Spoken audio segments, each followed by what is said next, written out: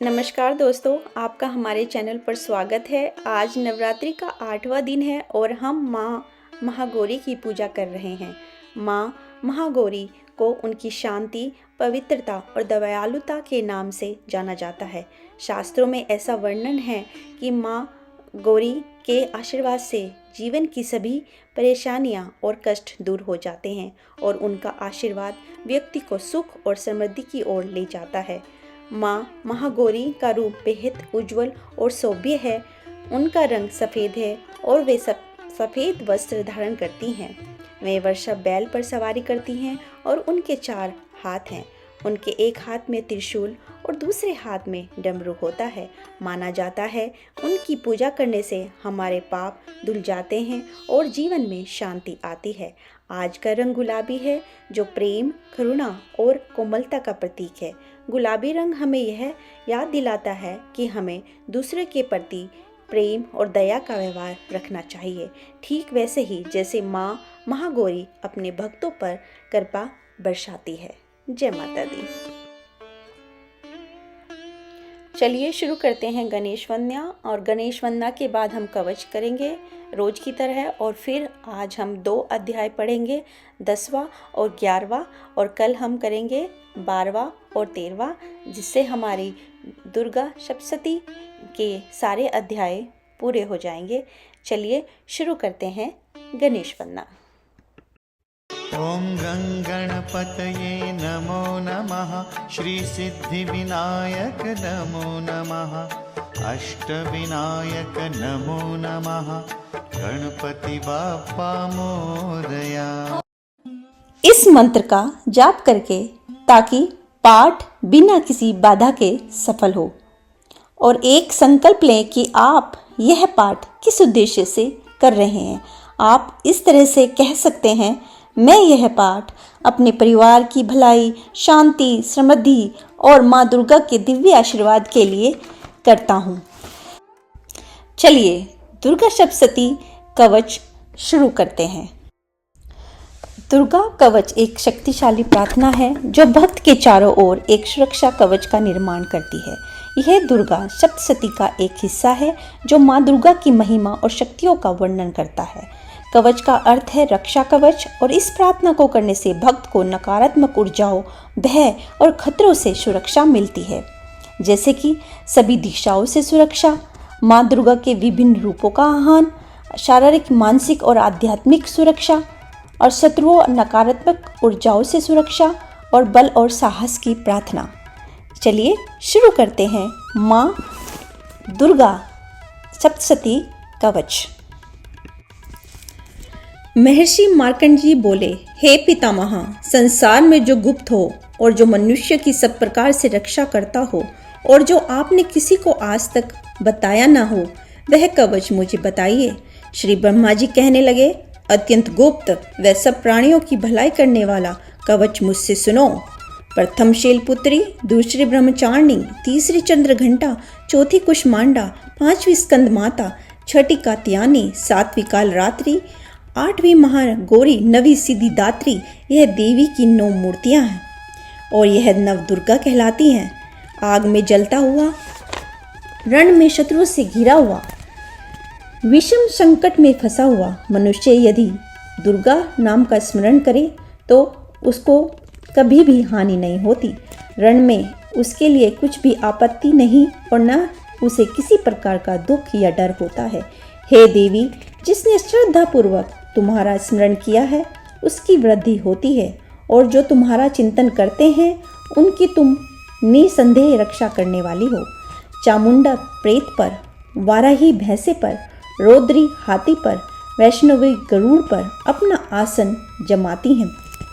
माहेश्वरी बैल पर, कुमारी मोर पर और हाथ में कमल लिए हुए विष्णुप्रिया लक्ष्मी जी कमल के आसन पर विराजती हैं।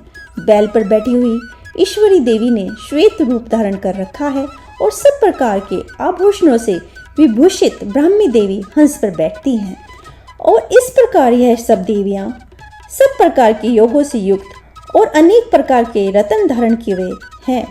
भक्तों की रक्षा के लिए संपूर्ण देवियां रथ में बैठी तथा क्रोध में भरी हुई दिखाई देती हैं।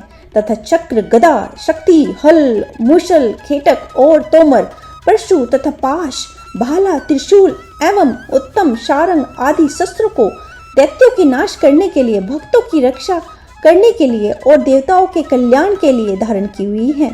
हे मां रौद्रे, अत्यंत घोर पराक्रम, महान बल, महान उत्साह वाली देवी, तुमको मैं नमस्कार करता हूँ। हे देवी, तुम्हारा दर्शन दुर्लभ है तथा आप शत्रुओं के भय को बढ़ाने वाली हैं। हे जगदम्बिके, मेरी रक्षा करो। पूर्व दिशा में ऐन्द्री मेरी रक्षा करें।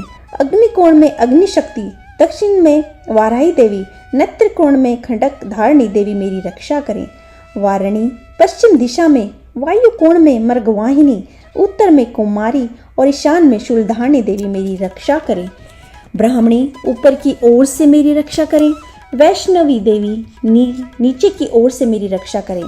और इसी प्रकार शिव पर बैठी चामुंडा देवी दसों दिशाओं में मेरी रक्षा करें। जया देवी आगे, विजया पीछे की ओर, अजिता बाएं ओर, अपराजिता दाहिनी ओर मेरी रक्षा करें। उद्योगिनी देवी शिखा की रक्षा करें तथा उमा शिर में स्थित होकर मेरी रक्षा करें। इसी प्रकार मस्तक में मालाधारी देवी रक्षा करें और यशवनी देवी मेरे भौहों का संरक्षण करें। भौहों के मध्य भाग में तिरंदा, नथुनों की यमघंटा देवी रक्षा करें। नेत्रों के मध्य में शाकनी देवी, तोरवाशनी देवी कानों की रक्षा करें। कपूलों की कालिका देवी और कानों के मूल भाग की भगवती शाकरी रक्षा करें। सुगंधा नासिका में और चर्चिका ऊपर के होठ में, अमृत कला नीचे के होठ की, सरस्वती देवी जीभ की रक्षा करें। कुमारी देवी दांतों की और चंडिका कंठ प्रदेश की रक्षा करें। चिंद्र घंटा गले की घंटी की और महामाया तालु की रक्षा करें। कामशी ठोड़ी की, सर्वमंगला वाणी की रक्षा करें। भद्रकाली गर्दन की और धनुधरी पीठ के मेरुदंड की रक्षा करें। कंठ के बाहरी भाग की नील गिरवा और कंठ के नली की नलकुबरी रक्षा करें। दोनों कंधों की कंडकनी और वज्रधारणी मेरी दोनों बाहों की रक्षा करें। तंडनी दोनों हाथों की और अंबिका देवी समस्त उंगलियों की रक्षा करें। शूलेश्वरी देवी संपूर्ण नखों की, कुलेश्वरी देवी मेरी कुशी की रक्षा करें। महादेवी दोनों स्तनों की, शोक विनाशनी मन की रक्षा करें। ललिता देवी हृदय की, शूलधारणी उदर की रक्षा करें। कामनी देवी नाभि की, गुहेश्वरी कुहे स्थान की, पूतना और कामिका लिंग की और महिषावाहिनी गुदा की रक्षा करें। संपूर्ण इच्छाओं को पूर्ण करने वाली महाबला देवी दोनों जंघाओं की रक्षा करें। विंध्यवासिनी दोनों घुटनों की और तेजस्वी देवी दोनों पाँव के पृष्ठभाग की, श्रीधरी पाँव की उंगलियों की, स्थलवासिनी तलवों की, दृष्टा कारलनी देवी नखों की, केशनी केशों की, बागेश्वरी वाणी की रक्षा करें। छिद्रों की, कोबेरी और तवचा की बागेश्वरी देवी रक्षा करें। पार्वती देवी रक्त, मजा, वसा, मांस, हड्डी की रक्षा करें। कालरात्रि आंतों की रक्षा करें। मुकेटेश्वरी पित्त की, पद्मावती कमलकोश की, चूड़ामणि कप की रक्षा करें। ज्वालामुखी नसों के जल की रक्षा करें। अभेदा देवी शरीर के सब जोड़ों की रक्षा करें। ब्राह्मणी मेरे वीर्य की, क्षेत्रश्री छाया की और धर्म धारणी मेरे अहंकार, मन तथा बुद्धि की रक्षा करें। प्राण, अपमान, सम्मान, उदान और बयान रजस्ता देवी रक्षा करें।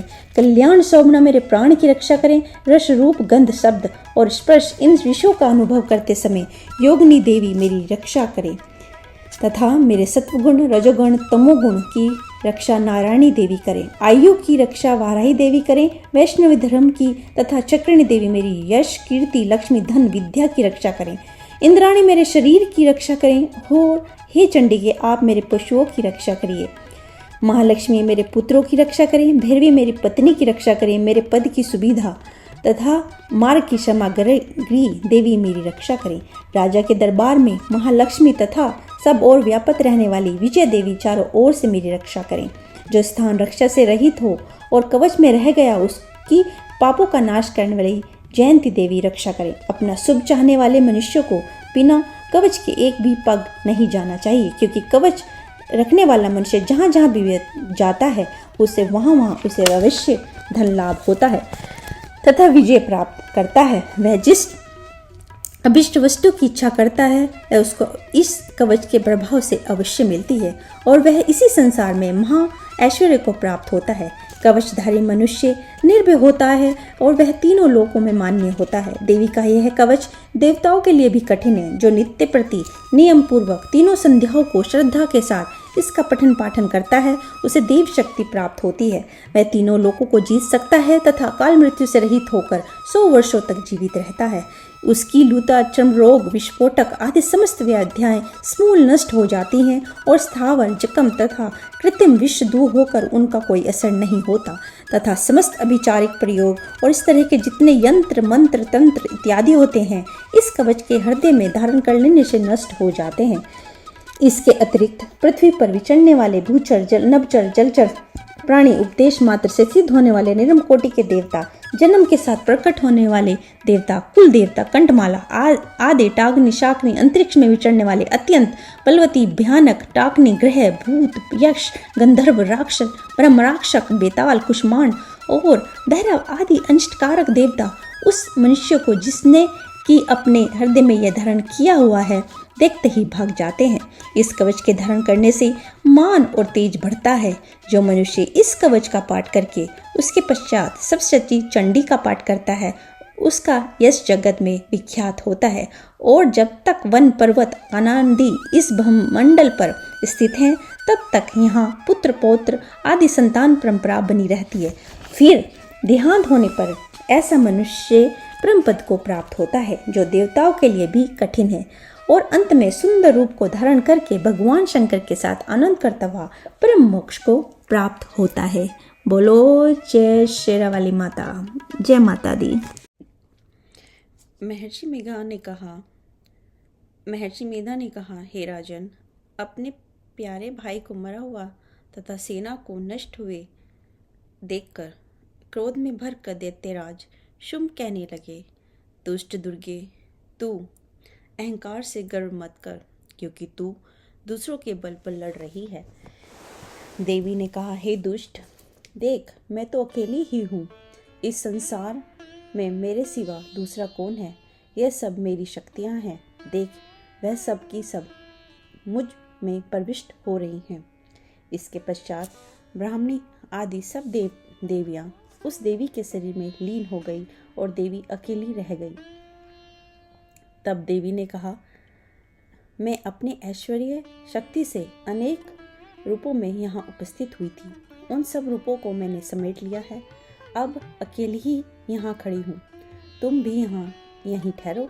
महर्षि मेधा ने कहा। तब देवताओं तथा राक्षसों के देखते देखते देवी तथा शुंभ में भयंकर युद्ध होने लगा। अंबिका देवी ने सैकड़ों अस्त्र शस्त्र छोड़े। उधर दैत्यराज ने भी भयंकर अस्त्रों का प्रहार आरंभ कर दिया। देवी के छोड़े हुए सैकड़ों अस्त्रों को दैत्य ने अपने अस्त्रों द्वारा काट डाला। इस प्रकार शुंभ ने जो अस्त्र छोड़े उनको देवी ने अपने भयंकर ओंकार के द्वारा ही काट डाला। दैत्य ने जब सैकड़ों बाण छोड़कर देवी को ढक दिया तो क्रोध में भरकर देवी ने अपने बाणों से उसका धनुष नष्ट कर डाला। धनुष कट जाने पर दैत्येंद्र ने शक्ति चलाई, लेकिन देवी ने उसे भी काट कर फेंक दिया। फिर दैत्य ने चमकती हुई ढाल लेकर देवी की ओर दौड़ा, किंतु जब वह देवी के समीप पहुंचा तो देवी ने अपने तीक्ष्ण बाणों से उसकी चमकने वाली ढाल को भी काट डाला। फिर दैत्येंद्र का घोड़ा मर गया, रथ टूट गया, सारथी मारा गया। तब वह भयंकर मुदगर लेकर देवी पर आक्रमण करने के लिए चला, किंतु देवी ने अपने तीक्ष्ण बाणों से उसके मुदगर को भी काट दिया। इस पर दैत्य ने क्रोध में भरकर देवी की छाती में बड़े जोर से एक मुक्का मारा। दैत्य ने जब देवी को मुक्का मारा तो देवी ने भी उसकी छाती में जोर से एक थप्पड़ मारा। थप्पड़ खाकर पहले तो दैत्य पृथ्वी पर गिर पड़ा, किंतु तुरंत ही वह उठ खड़ा हुआ। फिर वह देवी को पकड़कर आकाश की ओर उछला और वहां जाकर दोनों में युद्ध होने लगा। वह युद्ध ऋषियों व देवताओं को आश्चर्य में डालने वाला था। देवी आकाश में दैत्य के साथ बहुत देर तक युद्ध करती रही। फिर देवी ने उसे आकाश में घुमाकर पृथ्वी पर गिरा दिया। दुष्टात्मा दैत्य पुनः उठकर देवी को मारने के लिए दौड़ा।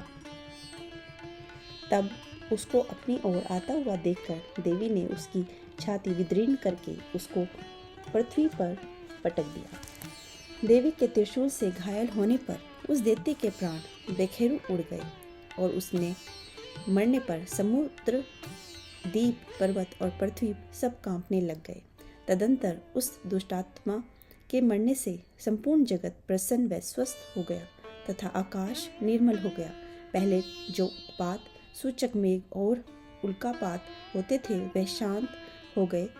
उसके मारे जाने पर नदियां अपने ठीक मार्ग से बहने लगी। संपूर्ण देवताओं का हृदय हर्ष से भर गया और गंधर्वणियां सुंदर गान गाने लगी। गंधर्व बाजे बजाने लगे और अप्सराएं नाचने लगी। पवित्र वायु बहने लगी। सूर्य की कांति स्वच्छ हो गई। यज्ञशालाओं की बुझी हुई अग्नि अपने आप प्रज्वलित हो उठी तथा चारों दिशाओं में शांति फैल गई। जय माता दी। यह हमारा 10वां अध्याय समाप्त होता है। आज हम 11वां अध्याय भी पढ़ेंगे। महर्षि मेधा कहते हैं, दैत्य के मारे जाने पर इंद्रादि देवता अग्नि को आगे करके कात्यायनी देवी की स्तुति करने लगे। उस समय अभिष्ट की प्राप्ति के कारण उनके मुख खिले हुए थे। देवताओं ने कहा, हे शरणागतों के दुख दूर करने वाली देवी, तुम प्रसन्न हो। हे संपूर्ण जगत की माता, तुम प्रसन्न हो। विश्वेश्वरी, तुम विश्व की रक्षा करो, क्योंकि तुम इस चर और अचर की ईश्वरी हो। हे देवी, तुम संपूर्ण जगत की आधार रूप हो, क्योंकि तुम पृथ्वी रूप में भी स्थित हो और अत्यंत पराक्रम वाली देवी हो। तुम विष्णु की शक्ति हो और विश्व की बीज परम माया हो और तुमने ही इस संपूर्ण जगत को मोहित कर रखा है। तुम्हारे प्रसन्न होने पर यह पृथ्वी मोक्ष को प्राप्त होती है। हे देवी, संपूर्ण विधाएं तुम्हारे ही भिन्न भिन्न स्वरूप हैं। इस जगत में जितनी स्त्रियां हैं वह सब तुम्हारी ही मूर्तियां हैं। एकमात्र तुमने ही इस जगत को व्याप्त कर रखा है। तुम्हारी स्तुति किस प्रकार हो सकती है, क्योंकि तुम परम बुद्धि रूप हो और संपूर्ण प्राणी रूप, स्वर्ग और मुक्ति देने वाली हो। अतः इस रूप में तुम्हारी स्तुति की गई है। तुम्हारी स्तुति के लिए इससे बढ़कर और क्या युक्तियाँ हो सकती हैं। संपूर्ण जनों के हृदय में बुद्धि रूप होकर निवास करने वाली, स्वर्ग तथा मोक्ष प्रदान करने वाली, हे नारायणी देवी, तुमको नमस्कार है। कला, काष्ठा आदि अवस्थाओं को परिवर्तन की ओर ले जाने वाली तथा प्राणियों का अंत करने वाली नारायणी, तुमको नमस्कार है। हे नारायणी, संपूर्ण मंगलों के मंगल रूप वाली, हे शिवे, हे संपूर्ण प्रयोजनों को सिद्ध करने वाली, हे शरणागत वत्सला, 3 नेत्रों वाली गौरी, तुमको नमस्कार है। सृष्टि, स्थिति तथा संहार की शक्तिभूता सनातनी देवी, गुणों का धार तथा सर्व सुखमयी नारायणी, तुमको नमस्कार है। हे शरण में आए हुए शरणागतों, दीन दुखियों की रक्षा में तत्पर, संपूर्ण पीड़ाओं को हरने वाली, हे नारायणी, तुमको नमस्कार है। हे नारायणी, तुम ब्राह्मणी का रूप धारण करके हंसों से जुते हुए विमान पर बैठती हो तथा कुश से अभिमंत्रित जल छिड़कती रहती हो, तुम्हें नमस्कार है। हे माहेश्वरी, रूप से त्रिशूल, चंद्रमा और सर्पों को धारण करने वाली, हे महावृषभ वाहन वाली नारायणी, तुमको नमस्कार है। क्रोध तथा कुकुटों से घिरे रहने वाली, महाशक्ति को धारण करने वाली, हे कौमारी रूप धारणी निष्पाप नारायणी, तुम्हें नमस्कार है। हे शंख, चक्र, गदा और शांग धनुष रूप आयुधों को धारण करने वाली वैष्णवी शक्ति रूप नारायणी, तुम हम पर प्रसन्न हो, तुम्हें नमस्कार है। हे दांतों पर पृथ्वी धारण करने वाली वाराही रूपणी कल्याणमयी नारायणी, तुम्हें नमस्कार है। हे उग्र नरसिंह रूप से दैत्यों को मारने वाली, त्रिभुवन की रक्षा में संलग्न रहने वाली नारायणी, तुम्हें नमस्कार है। हे मस्तक पर क्रीट और हाथ में महावर्ज धारण करने वाली, सहस्त्र नेत्रों के कारण उज्ज्वल वृद्धासुर के प्राण हरने वाली ऐन्द्रिय शक्ति, हे नारायणी, तुम्हें नमस्कार है। हे शिवद्यूते, सब रूप से दैत्यों के महामत को नष्ट करने वाली, हे घोर रूप वाली, हे महाशब्द वाली, हे नारायणी, तुम्हें नमस्कार है। दाढ़ों के कारण विकराल मुख वाली, मुंडमाला से विभूषित मुंड मर्दनी चामुंडा रूपा नारायणी तुम्हें नमस्कार है। हे लक्ष्मी, लज्जा, महाविद्या, श्रद्धा, पुष्टि, स्वधा, ध्रुवा, महारात्रि तथा महाविद्या रूपा नारायणी तुम्हें नमस्कार है। हे मेधा, सरस्वती, उत्कृष्ट ऐश्वर्य रूपिणी, पार्वती, महाकाली, नियंता तथा ईश रूपिणी नारायणी तुम्हें नमस्कार है। हे सर्व स्वरूप सरेश्वरी, सर्वशक्ति युक्त देवी, हमारी भय से रक्षा करो तुम्हें नमस्कार है। हे कात्यायनी, तीनों नेत्रों से भूषित है, तेरा सौम्य मुख सब तरह के डरों से हमारी रक्षा करे तुम्हें नमस्कार है। हे भद्रकाली, ज्वालाओं के समान भयंकर, अति उग्र एवं संपूर्ण असुरों को नष्ट करने वाला तुम्हारा त्रिशूल हमें भयों से बचाए तुम्हें नमस्कार है। हे देवी, जो अपने सब से इस जगत को पूरित करके दैत्यों के तेज को नष्ट करता है, वह आपका घंटा इस प्रकार हमारी रक्षा करे जैसे कि माता अपने पुत्रों की रक्षा करती है। हे चंडी के असुरों के रक्त और चर्बी से चर्चित जो आपकी तलवार है, वह हमारा मंगल करे, हम तुमको नमस्कार करते हैं। हे देवी, तुम जब प्रसन्न होती हो तो संपूर्ण रोगों को नष्ट कर देती हो, और जब रुष्ट होती हो तो संपूर्ण वांछित कामनाओं को नष्ट कर देती हो, और जो मनुष्य तुम्हारी शरण में जाते हैं उन पर कभी विपत्ति नहीं आती, बल्कि तुम्हारी शरण में गए हुए मनुष्य दूसरों को आश्रय देने योग्य हो जाते हैं। अनेक रूपों से बहुत प्रकार की मूर्तियों को धारण करके अब इन धर्मद्रोही असुरों को तुमने संहार किया है, वह तुम्हारे सिवा और कौन कर सकता था। चतुर्दश विद्याएं, शास्त्र और चारों वेद तुम्हारे ही प्रकाश से प्रकाशित हैं, उनमें तुम्हारा ही वर्णन है, और जहाँ राक्षस, विषैले सर्प और शत्रुगण हैं, वहाँ और समुद्र के बीच में भी तुम साथ रहकर इस विश्व की रक्षा करती हो। हे विश्वेश्वरी, तुम विश्व का पालन करने वाली विश्व रूपा हो, इसलिए संपूर्ण विश्व को धारण करती हो। इसलिए ब्रह्मा, विष्णु, महेश की भी वंदनीय हो। जो भक्तिपूर्वक तुमको नमस्कार करते हैं, वह विश्व को आश्रय देने वाले बन जाते हैं। हे देवी, तुम प्रसन्न हो और असुरों को मारकर जिस प्रकार हमारी रक्षा की है, ऐसे ही हमारे शत्रुओं से सदा हमारी रक्षा करती रहो।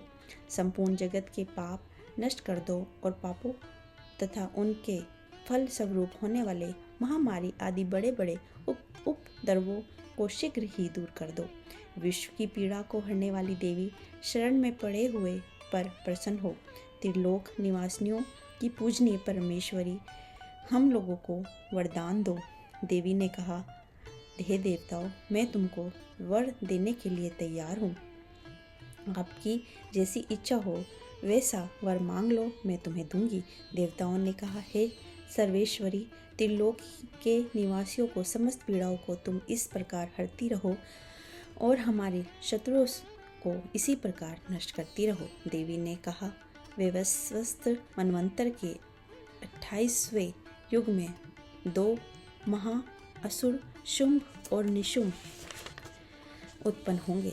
उस समय मैं नंद गोप के घर में यशोदा के गर्भ से उत्पन्न होकर विंध्याचल पर्वत पर शुंभ और निशुंभ का संहार करूंगी।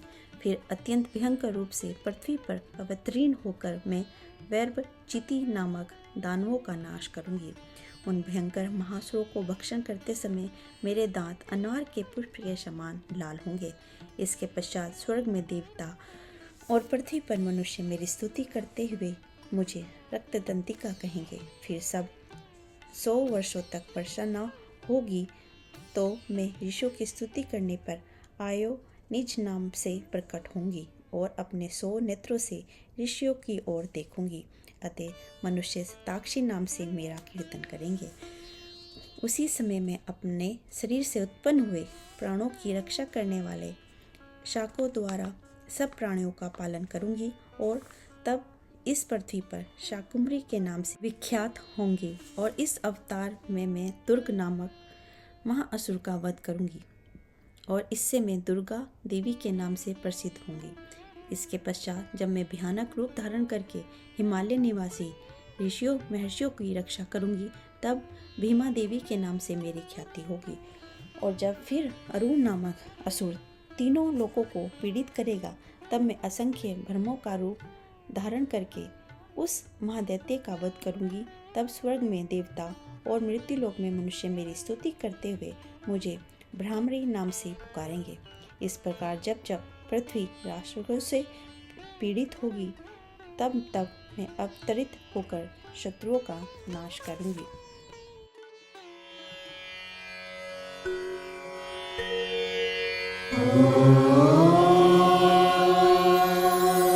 श्वेते वृषे समारूढा श्वेतांबरधरा शुचिः महागौरी शुभं दद्यान् महादेव प्रभो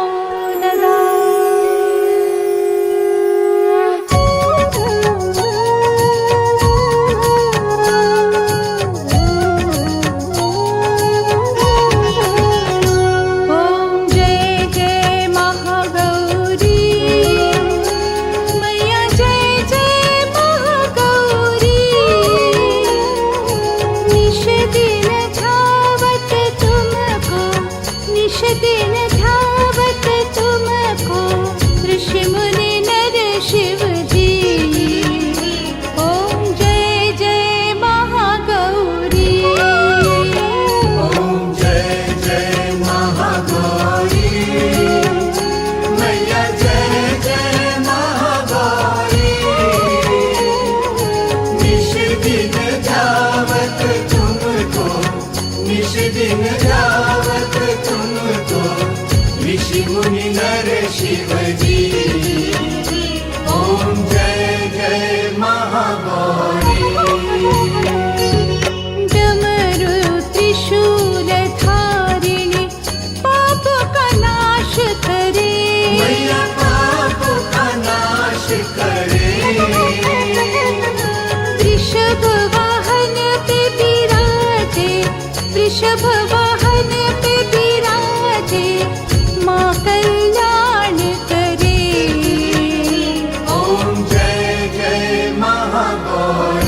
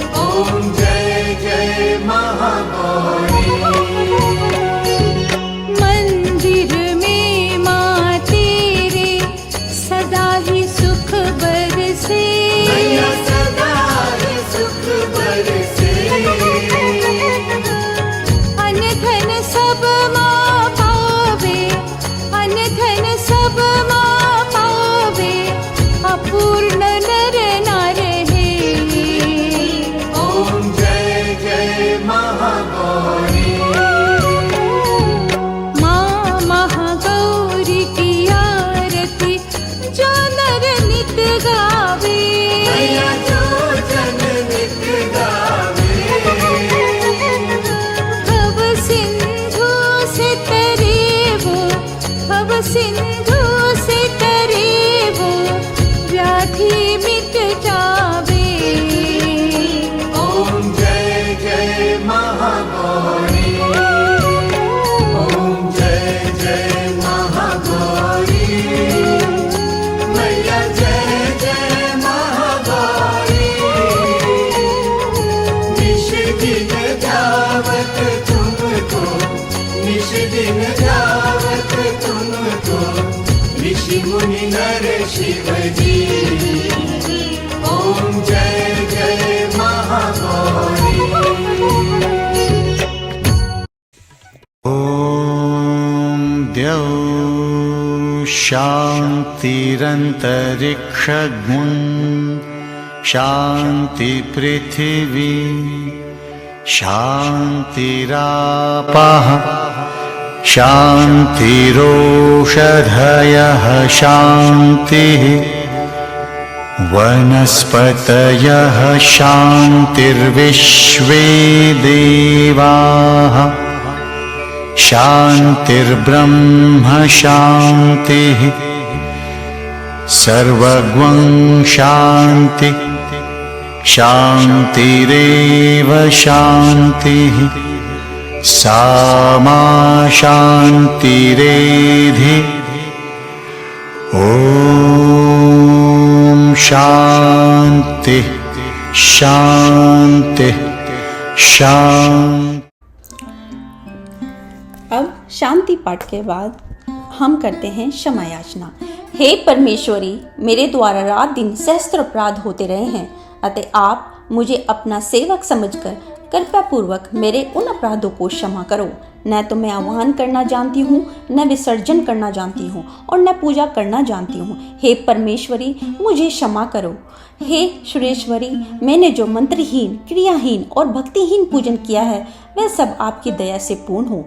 सैकड़ों अपराध करके भी भक्त आपकी शरण में आकर केवल जगदम्ब कहकर ही मोक्ष को प्राप्त करते हैं, जिसे ब्रह्मादि देवगण भी पाने में असमर्थ होते हैं। हे जगदम्बिके, मैं अपराधी हूँ किंतु आपकी शरण में आई हूँ, अतः इस समय मैं दया का पात्र हूँ। तुम जैसा चाहो वैसा करो। अज्ञानवश या बुद्धि भ्रम होने के कारण भूल से कुछ भी मैंने कम या अधिक कर दिया हो, हे देवी, हे परमेश्वरी, सब अपराध क्षमा करो और प्रसन्न हो जाओ। हे जगत माता, हे कामेश्वरी, हे सच्चिदानंद स्वरूपिणी परमेश्वरी, आप प्रेम पूर्वक मेरी यह पूजा स्वीकार करो और मुझ पर प्रसन्न हो। आप गुप्त से गुप्त की रक्षा करने वाली हो। आप मेरे किए हुए इस जप को ग्रहण करके मेरे सभी अपराधों को क्षमा करो। हे देवी, हे महेश्वरी, आपकी कृपा से मुझे सिद्धि की प्राप्ति हो। जय माता।